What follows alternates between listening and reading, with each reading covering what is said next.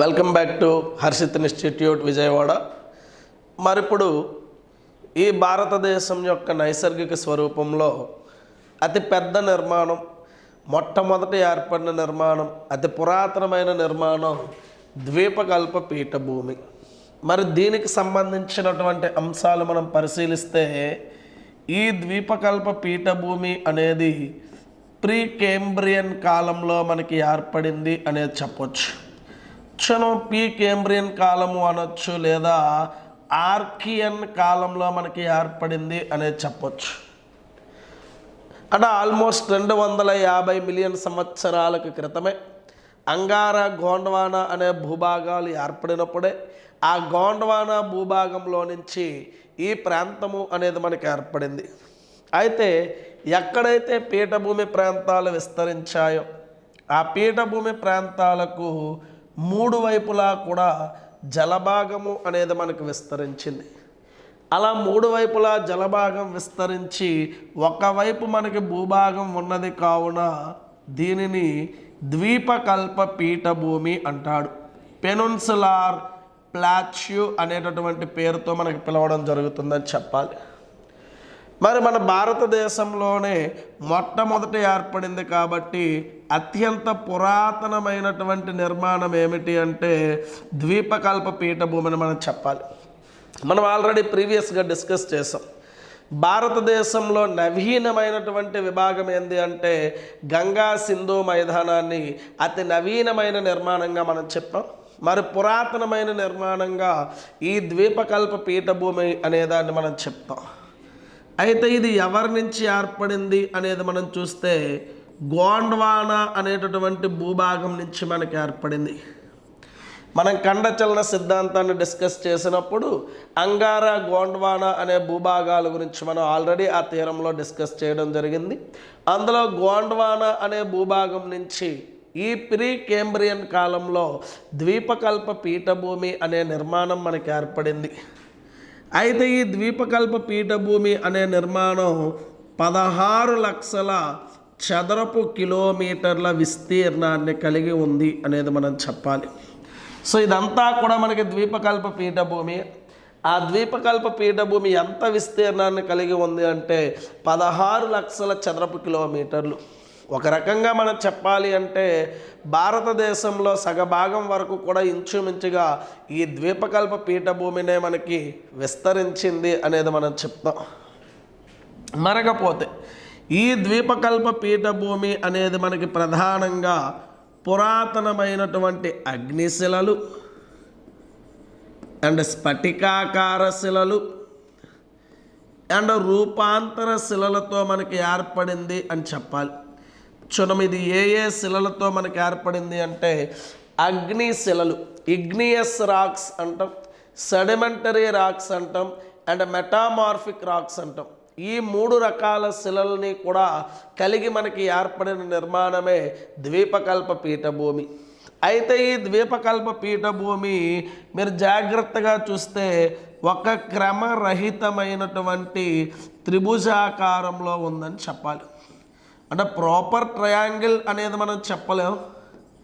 కాస్త ఒక ఆకారం అనేది పూర్తి స్థాయిలో కాకుండా ఇట్లా ఒక క్రమరహితమైనటువంటి త్రిభుజాకారంలో ఈ ద్వీపకల్ప పీఠభూమి అనేది మనకి విస్తరించింది. మరి ద్వీపకల్ప పీఠభూమి సగటు ఎత్తు అనేది మనం పరిశీలిస్తే 600 నుంచి 900 మీటర్ల సగటు ఎత్తు అనేది ఉంటుందమ్మా. అయితే ఈ ద్వీపకల్ప పీఠభూమి తూర్పు దిశలో వాలి ఉందని చెప్పాలి. చూసుకోండి, ఏ దిశలో వాలి ఉంది అంటే తూర్పు దిశలో. యాక్చువల్గా పర్టికులర్గా మనం చూస్తే ఆగ్నేయ దిశలో వాలి ఉంటుందమ్మా. సో ఈ ఆగ్నేయ భాగం వైపు మనకు వాలి ఉంటుంది. బట్ ఆగ్నేయము అంటే తూర్పుకు సంబంధించినటువంటి మూలే కాబట్టి తూర్పు దిశలో మనకి వాలి ఉంది అనేది మనం చెప్తాం. అందుకే మోస్ట్లీ ఈ ప్రాంతంలో ప్రయాణించేటటువంటి నీటి ప్రవాహాలు అంటే నదులన్నీ కూడా తూర్పు దిశగా మనకి ప్రయాణించడం జరుగుతాయి. సో మరి తూర్పు దిశగా ప్రయాణిస్తే ఈ పక్కన ఉన్నటువంటి బంగాళాఖాతంలో మనకు కలుస్తాయి. అంటే మనకి ద్వీపకల్ప నదీ వ్యవస్థను పరిశీలించినట్లయితే ఆల్మోస్ట్ 90% వరకు కూడా ద్వీపకల్ప నదులు మనకి తూర్పుగా ప్రయాణిస్తాయి, బంగాళాఖాతంలో కలుస్తాయి. మరి ఇలా కలవడానికి గల కారణం ఏమిటి అంటాడు. ద్వీపకల్ప పీఠభూమి యొక్క నిర్మాణం తూర్పు దిశలో మనకి వాలి ఉంది కాబట్టి నీటి ప్రవాహాలన్నీ కూడా తూర్పుగా ప్రయాణిస్తాయి అనేది మనకు చెప్పాలి. 2019-2020 సచివాలయం ఫలితాల్లో గ్రేడ్ 1, గ్రేడ్ 2లో స్టేట్ ఫస్ట్తో పాటు గ్రూప్ 1, గ్రూప్ 2 రైల్వే, ఎస్ఎస్సీ మరియు ఎస్ఐ కానిస్టేబుల్లో వేల మందిని గవర్నమెంట్ ఉద్యోగులుగా తీర్చిదిద్దిన సంస్థ ఇప్పుడు సచివాలయం మరియు గ్రూప్ 2లకు కొత్త బ్యాచ్లు ప్రారంభమవుతాయి. మరిన్ని వివరాలు సంబంధించిన హర్షిత్ ఇన్స్టిట్యూట్ విజయవాడ. అయితే ఈ ద్వీపకల్ప పీఠభూమి అనే దానిని ప్రధానంగా 2 రకాలుగా వర్గీకరణ చేయడం జరుగుతుంది. మీకు భారతదేశానికి మధ్యలో మనం చూస్తే నర్మదా నది అనేది మనకి ఎట్లా ప్రయాణం చేస్తుంది. ఆ నర్మదా నది కన్నా పైన ఉన్నటువంటి పీఠభూములను మధ్య ఉన్నత పీఠభూమి అంటారమ్మా. సెంట్రల్ హైలాండ్స్ అనేటటువంటి పేరుతో పిలవడం జరుగుతుంది. సో ఇవన్నీ కూడా మధ్య ఉన్నత పీఠభూములు అనేవి మనకు అవుతాయి. అయితే ఈ మధ్య ఉన్నత పీఠభూమిలో అధిక భాగం మాల్వా పీఠభూమి ఉన్నది కాబట్టి దానిని మాల్వా పీఠభూమి అని కూడా పిలవచ్చు. మరి 2వ పీఠభూమి అనేది మనం చూస్తే దక్కన్ పీఠభూమి అనేది మనం చెప్పడం జరుగుతుంది. అంటే ద్వీపకల్ప పీఠభూమి అనేటటువంటి ఈ నిర్మాణం ఎన్ని భాగాలుగా మరలా విభజిస్తున్నాడు అంటే 2 భాగాలుగా. ఇక్కడ నర్మదా నది కన్నా ఉత్తరంగా ఉంటే మధ్య ఉన్నత పీఠభూములు లేదా మాల్వా పీఠభూమి అని, నర్మదా నది కన్నా కిందన అంటే దక్షిణ భాగంలో ఉంటే దక్కన్ పీఠభూమి అని మనకు వర్గీకరణ చేయడం జరుగుతుంది. మరి ఏ దానిలో ఏ ఏ భాగాలు ఉన్నాయి అనేది ఒక్కసారి మనం పరిశీలిస్తే మరి ముందుగా మధ్య ఉన్నత పీఠభూమి అనే దాని గురించి మనం మాట్లాడదాం. క్షుణము సెంట్రల్ హైలాండ్స్ మధ్య ఉన్నత పీఠభూములు అంటున్నాడు. మరి మధ్య ఉన్నత పీఠభూములు అంటే ఎవరెవరికి మధ్యలో ఉన్నాయో ఒక్కసారి మనం చూస్తే ఈ పై భాగంలో మనకి ఉత్తర మైదానాలు అనేవి ఉంటాయి. ఇక్కడ మనకి నర్మదా నది అనేది ఉంటుంది. అంటే ఈ నర్మదా అనేటటువంటి నదికి ఉత్తర మైదానాల్లో ప్రధానంగా గంగా మైదానానికి, సో నర్మదా నదికి గంగా నదికి మధ్యలో విస్తరించినటువంటి పీఠభూములనే మధ్య ఉన్నత పీఠభూములు అంటారు. కొంచెం మీరు సింప్లిఫైడ్గా నేర్చుకోవడానికి ప్రయత్నించాలి. ఎందుకంటే మనకి జాగ్రఫీ మొత్తంలోనే కాస్త ఇబ్బందికరమైనటువంటి ఏరియా ఈ ఫిజికల్ ఫీచర్స్ ఆఫ్ ఇండియా. ఇది కొంచెం స్ట్రక్చరల్గా మనం ఏ విధంగానైతే మీకు ప్రజెంట్ చేస్తున్నామో దానికి అనుగుణంగా కానీ మీరు నేర్చుకున్నట్లయితే చాలా సులభంగా వస్తుంది ఆ టెర్మినాలజీస్ కూడా. సో ఇప్పుడు ఒక్కసారి మీరు జాగ్రత్తగా చూస్తే మధ్య ఉన్నత పీఠభూమి ఎవరెవరికి మధ్య ఉంది అంటే నర్మదా నదికి అండ్ గంగా మైదానానికి మధ్యలో విస్తరించింది.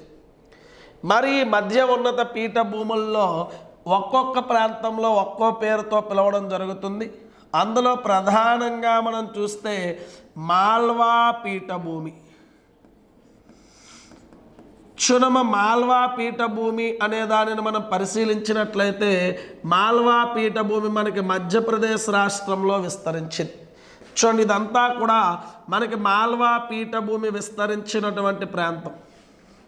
అంటే మధ్య ఉన్నత పీఠభూముల్లో అధిక భాగం ఏ పీఠభూమి విస్తరించింది అంటే మాల్వా పీఠభూమి. అందుకే మధ్య ఉన్నత పీఠభూమినే మనం మాల్వా పీఠభూమి అనేస్తాం. కానీ మాల్వా పీఠభూమితో పాటుగా మరికొన్ని అంశాలు కూడా మనకు ఉంటాయి. అయితే ఇక్కడ మాల్వా పీఠభూమిని మీరు పరిశీలించినట్లయితే మాల్వా పీఠభూమి యొక్క దక్షిణ భాగంలో వింధ్యా పర్వత శ్రేణులనే ఉంటాయి. మాల్వా పీఠభూమి యొక్క పడమర భాగంలో ఆరావళి పర్వత శ్రేణులు అనేవి మనకు ఉంటాయి. ఆ మాల్వా పీఠభూమి యొక్క ఉత్తర భాగం లేదా ఈశాన్య భాగంలో బుందేల్ఖండ్ అనేటటువంటి పీఠభూమి మనకు ఉంటుంది. అవి మనకి మాల్వా పీఠభూమి యొక్క సరిహద్దులుగా చెప్పొచ్చు. ఒకసారి చూసుకోండి. మాల్వా పీఠభూమి పరంగా మనం చూస్తే ఆ మాల్వా పీఠభూమి యొక్క క్రింది భాగం అంటే దక్షిణంలో వింధ్యా పర్వత శ్రేణులు, పడమర భాగంలో మనకి ఆరావళి పర్వత శ్రేణులు, ఈశాన్య భాగం లేదా ఉత్తర భాగంలో బుందేల్ఖండ్ పీఠభూమి అండ్ తూర్పు భాగంలో బాఘల్ఖండ్ అనే పీఠభూములు అనేవి మనకు ఉంటాయి. అంటే మీరు జాగ్రత్తగా చూస్తే మాల్వా పీఠభూమి యొక్క సరిహద్దుల పరంగా మీరు చదివినట్లయితే చూడండి, తూర్పు భాగంలో మనకి బాఘల్ఖండ్ అనేటటువంటి పీఠభూమి అనేది ఉంటుంది. ఈశాన్య భాగంలో బుందేల్ఖండ్ అనేటటువంటి నిర్మాణం ఉంటుంది. దక్షిణ భాగంలో వింధ్యా పర్వత శ్రేణులు అనేవి మనకు ఉంటాయి. అండ్ పశ్చిమ భాగంలో ఆరావళి అనేటటువంటి పర్వత శ్రేణులు ఉంటాయి. ఇవి ప్రధానంగా మాల్వా పీఠభూమి యొక్క సరిహద్దులు. అయితే ఈ మాల్వా పీఠభూమిలో భాగంగానే ఈ ఆరావళి పర్వతాల దగ్గర రాజస్థాన్లో బోరాట్ అనేటటువంటి పీఠభూమి ఉంటుంది. అండ్ మాల్వా పీఠభూమిలో భాగంగానే గుజరాత్లో గిర్నార్ పీఠభూమి అనేది మనకు ఉంటుంది. అవి మీకు డైరెక్ట్గా అడుగుతాడమ్మా. బోరాట్ అనే పీఠభూమి ఏ రాష్ట్రంలో ఉంది అంటే రాజస్థాన్లో. ఏ పర్వతాల వెంబడి ఉంది అంటే అరావళి పర్వత శ్రేణులు. మరి గుజరాత్లో మనం పరిశీలిస్తే గిర్నార్ అనేది మనకు ఉంటుంది నాన్న. అక్కడే మనకి గిర్ అనేటటువంటి కొండలు ఉంటాయి. ఆ గిర్ కొండల సమీపంలోనే గిర్ నేషనల్ పార్క్ అనేది కూడా ఉంటుంది. మరి గిర్ నేషనల్ పార్క్ దేనికి ప్రసిద్ధి అంటే ఆసియా సింహాలు. ఈ ఆసియా సింహాలకు ప్రసిద్ధిగాంచినటువంటి ప్రాంతం ఏది అంటే గిర్ నేషనల్ పార్క్ అనే దానిని మనం కన్సిడర్ చేస్తాం. సో ఇవన్నీ కూడా మాల్వా పీఠభూమిలో భాగాలు. అయితే ఇప్పుడు మాల్వా పీఠభూమి ప్రధానంగా మనకి మధ్యప్రదేశ్లో ఉంది. మరి దాని ఈశాన్య భాగంలో బుందేల్ఖండ్ అనేటటువంటి పీఠభూమమ్మ. ఇది ఉత్తరప్రదేశ్ మధ్యప్రదేశ్ సరిహద్దుల్లో ఉంటుందని చెప్పాలి. చూసుకోండి, బుందేల్ఖండ్ పీఠభూమి ఎక్కడ విస్తరించింది అంటే ఉత్తరప్రదేశ్కి మధ్యప్రదేశ్కి సరిహద్దుల్లో విస్తరించిన పీఠభూమియే బుందేల్ఖండ్. మరి మధ్యప్రదేశ్ యొక్క తూర్పు భాగంలో చూసుకున్న మధ్యప్రదేశ్ యొక్క తూర్పు భాగంలో మనకి విస్తరించినటువంటి పీఠభూమినే బాఘల్ఖండ్ పీఠభూమి అనేది మనం పిలవడం జరుగుతుంది. ఆ బాఘల్ఖండ్ పీఠభూమిలోనే సోన్ నది ప్రయాణించేటటువంటి నిర్మాణం ఉంటుంది. దాని దగ్గరగానే భారతదేశంలోనే వజ్రాలకు ప్రసిద్ధిగాంచినటువంటి పన్నా అనే ప్రాంతం ఉంటుందమ్మా. చూసుకోండి, ఇండియాలో వజ్రాలకు ప్రసిద్ధిగాంచిన ప్రాంతం ఏది అంటే పన్నా. మరి పన్నా అనే ప్రాంతం ఏ రాష్ట్రంలో ఉంది అంటే మధ్యప్రదేశ్లో ఉందమ్మా. మరి ఏ పీఠభూమిలో భాగంగా ఉంది అంటే బాఘల్ఖండ్ అనే పీఠభూమిలో భాగంగా ఉందని చెప్పాలి. అయితే ఈ పన్నా అనేది ఏ నది ప్రయాణించే మార్గంలో ఉంది అంటే సోన్ నది ప్రయాణ మార్గంలో మనకు ఉన్నది అనేది మనం చెప్తాం. మరికపోతే ఈ బాఘల్ఖండ్ పీఠభూమి యొక్క తూర్పు భాగంలో చూడమ్మ, ఇది మనకి బాఘల్ఖండ్ పీఠభూమి. మరి దాని యొక్క తూర్పు భాగంలో విస్తరించినటువంటి పీఠభూమినే ఛోటా నాగపూర్ పీఠభూమి. చాలా చాలా ఇంపార్టెంట్ అన్న, చూసుకోండి.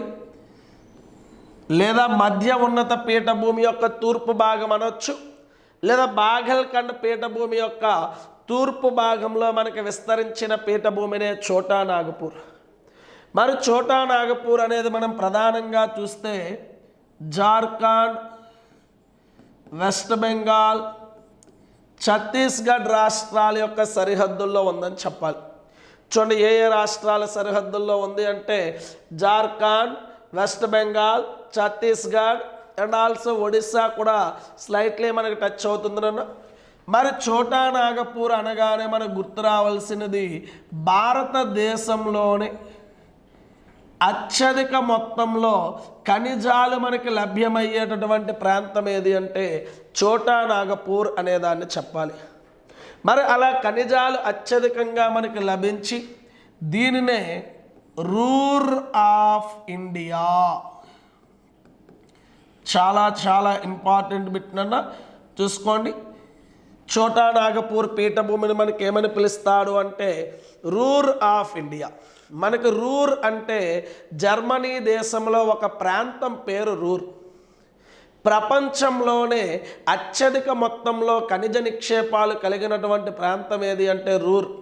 ఆ రూర్ అనే ప్రాంతంతో పోలిస్తే మన దేశంలో రూర్ ఆఫ్ ఇండియాగా పిలువబడే ప్రాంతం ఏది అంటే ఛోటా నాగపూర్. అయితే ఈ ఛోటా నాగపూర్ ప్రాంతాన్నే మినరల్ బౌల్ ఆఫ్ ఇండియా అని కూడా పిలుస్తారమ్మా.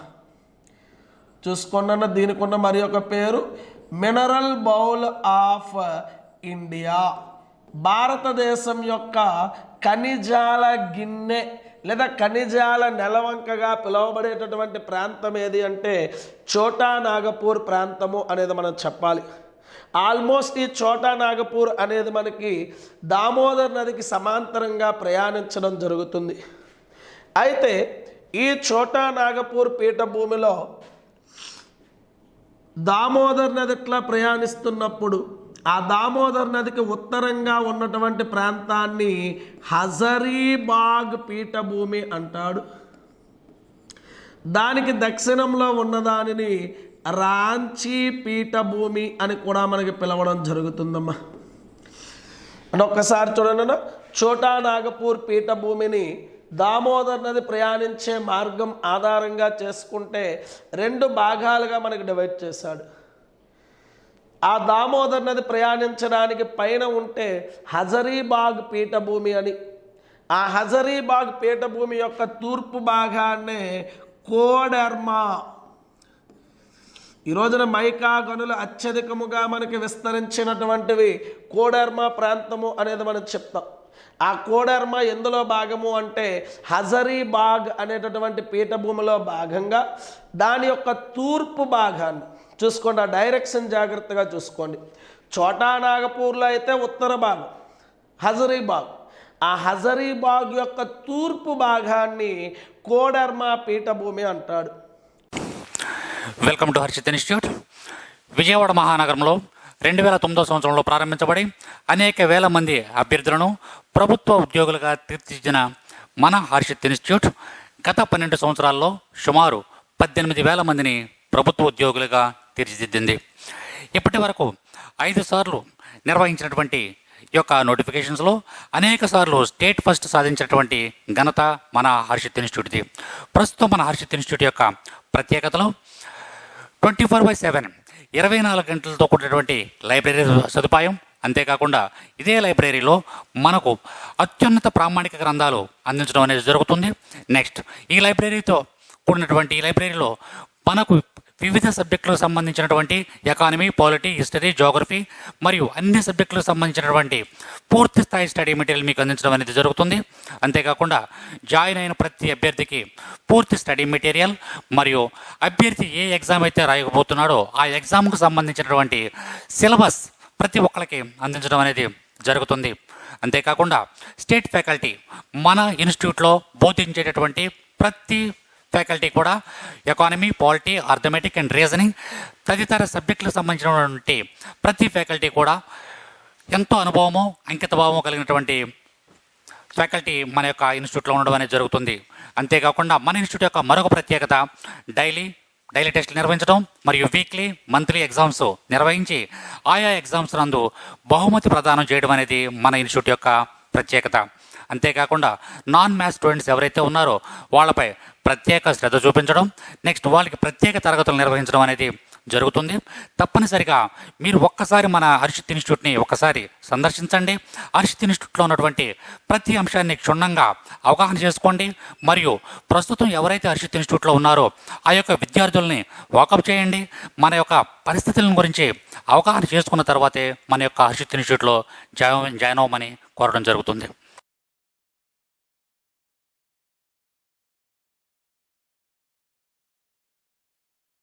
మరి దామోదర్ నదికి కిందనున్న దానిని రాంచీ పీఠభూమి అంటున్నాం.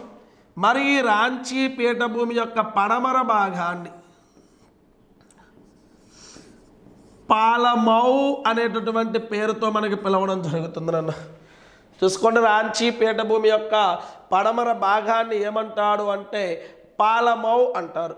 అత్యంత కరువు పరిస్థితిని మనకు ఎదుర్కొంటున్నటువంటి ప్రాంతంగా మనం చెప్పొచ్చు. అలాగే ఈ ఛోటా నాగపూర్ యొక్క ఈశాన్య భాగం వైపు రాజ్మహల్ కొండలు అనేవి మనకి విస్తరించి ఉన్నాయని చెప్పాలి. చాలా ఇంపార్టెంట్ అమ్మా. రాజ్మహల్ కొండలు ఏ పీఠభూమిలో భాగంగా అంటే ఛోటా నాగపూర్ పీఠభూమిలో భాగంగా ప్రధానంగా దాని యొక్క ఈశాన్య భాగం వైపు ఈ రాజ్మహల్ కొండలు అనేవి మనకి విస్తరించాయి అనేది గమనించాలి. ఇది ఛోటా నాగపూర్. ఒక్కసారి చూసుకోండి, ఛోటా నాగపూర్ అంటే ప్రధానంగా జార్ఖండ్, వెస్ట్ బెంగాల్, ఛత్తీస్గఢ్ సరిహద్దుల్లో మనకి విస్తరించింది. అధికముగా మనకి ఖనిజాలు లభించి ఈ ప్రాంతాన్ని ఖనిజాల గిన్నె అనేటటువంటి పేరుతో మనకి పిలవడం జరుగుతుంది. అయితే ఈ ప్రాంతంలో మనం చూస్తే మినరల్ బౌల్ ఆఫ్ ఇండియా లేదా రూర్ ఆఫ్ ఇండియా అనేటటువంటి పేర్లతో పిలుస్తాం. మరి ఛోటా నాగపూర్కి మధ్యలో దామోదర్ నది ప్రయాణిస్తుంది. దాని ఉత్తర భాగాన్ని హజరీబాగ్ అని, దక్షిణ భాగాన్ని రాంచీ పీఠభూమి అంటాం. హజరీబాగ్ యొక్క తూర్పు భాగాన్ని కోడర్మా పీఠభూమి అని, రాంచీ యొక్క పడమర భాగాన్ని పాలమౌ అనే పేర్లతో పిలవడం జరుగుతుంది. అయితే ఈ హజరీబాగ్ అనేటటువంటి పీఠభూమిలోనే దామోదర్ నది యొక్క ఉపనదులైనటువంటి కోనార్, బారఖార్ అనే నదులు మనకి ప్రయాణిస్తాయి. చూసుకోండి, కోనార్, బారఖార్. అదే మనకి రాంచీ పీఠభూమిలో భాగంగా దక్షిణ కోయల్, సుబర్ణరేఖ అనేటటువంటి నదులు. దక్షిణ కోయల్, సుబర్ణరేఖ అవి రాంచీ పీఠభూమిలో భాగంగా. అదే మనకి హజరీబాగ్లో భాగంగా చూస్తే కోనార్ అండ్ మన యొక్క ఉపనది అయినటువంటి బారఖార్ అనేవి ప్రయాణిస్తాయని చెప్పాలి. ఇవి ఛోటా నాగపూర్. మరకపోతే నెక్స్ట్ మనం చూస్తే ఈ పీఠభూమి యొక్క ఎక్స్టెన్షనే మేఘాలయ రాష్ట్రంలో మనకి గారో, కాశీ, జయంతియా కొండలు ఉన్నాయి చూడండమ్మా. ఆ ప్రాంతంలో షిల్లాంగ్ పీఠభూమిగా పిలువబడుతుందని చెప్పాలి. లేదా దాన్నే కర్చీ అంగ్లాంగ్ పీఠభూమి అంటాడమ్మా. కర్చీ అంగ్లాంగ్ పీఠభూమి అనేది మనం చెప్పడం జరుగుతుంది. ఓకేనా? అయితే ఈ ఛోటా నాగపూర్ పీఠభూమికి, ఈ షిల్లాంగ్ పీఠభూమికి మధ్యలో ఏర్పడినటువంటి ఖాళీ ప్రాంతం ఏదైతే ఉందో ఆ ఖాళీ ప్రాంతాన్నే మాల్డా గ్యాప్, మాల్డా బ్రహ్మోద్ధనం అంటాడు, లేదా మాల్డా గ్యాప్ అంటాడు. లేదా కొండల పరంగా చూస్తే ఇక్కడ రాజ్మహల్ కొండలు, అవతల గారో కొండలు ఉంటాయి కాబట్టి ఆ ఖాళీనే రాజ్మహల్ గారో గ్యాప్ అని కూడా మనకి పిలవడం జరుగుతుంది నాన్న. అంటే రేపు పొద్దున ఎగ్జామినేషన్స్లో మనకు అడిగేది ఏంటి అంటే రాజ్మహల్ గారో గ్యాప్ ఎవరెవరికి మధ్యలో ఉంది అనేటటువంటి విధంగా మనకు క్వశ్చన్ రావచ్చు. అప్పుడు ఛోటా నాగపూర్కి, షిల్లాంగ్ పీఠభూమికి మధ్య ఉన్నటువంటి ఖాళీ ప్రాంతాన్నే రాజ్మహల్ అండ్ గారో గ్యాప్ కొండల పరంగా లేదా మాల్డా గ్యాప్ అనేటటువంటి పేరుతో పిలుస్తామని చెప్పాలి. ఇకపోతే ఛత్తీస్గఢ్లో విస్తరించినటువంటి పీఠభూమినే బస్తర్ పీఠభూమి అని పిలవడం జరుగుతుంది. ఆ ఛత్తీస్గఢ్లోనే ఆ బస్తర్ పీఠభూమిలోనే దండకారణ్యము అనే ప్రాంతం ఉంటుందమ్మా.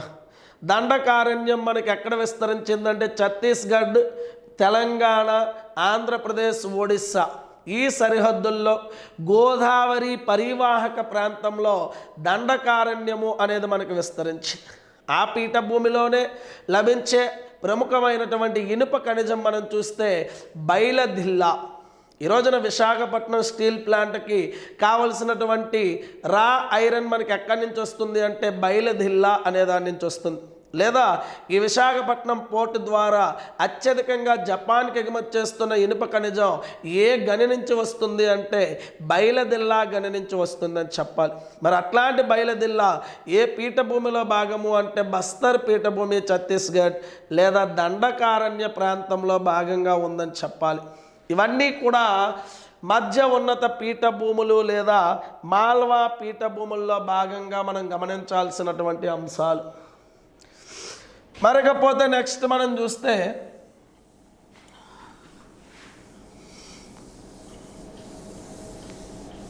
ఈ ద్వీపకల్ప పీఠభూమిలో రెండవ పీఠభూమి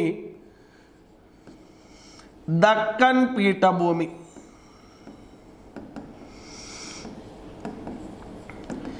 చూడమ్మ, దక్కన్ పీఠభూమిని మనం పరిశీలిస్తే నర్మదా నది కన్నా దక్షిణ భాగంలో మనకు విస్తరించింది. అలా నర్మదా నదికి దక్షిణ భాగంలో త్రిభుజాకారంలో మనకి విస్తరించినటువంటి పీఠభూమినే దక్కన్ పీఠభూమి. మరి ఈ దక్కన్ పీఠభూమి కూడా ఏ వైపుగా వాలి ఉంది అంటే తూర్పు దిశలో మనకి వంపు కలిగి ఉందని చెప్పాలి. మరి దక్కన్ పీఠభూమి యొక్క సరిహద్దులుగా మనం పరిశీలించినట్లయితే ఈ దక్కన్ పీఠభూమికి ఉత్తరాన సరిహద్దుగా సాత్పురా పర్వత శ్రేణులు అనేవి మనకు ఉంటాయి.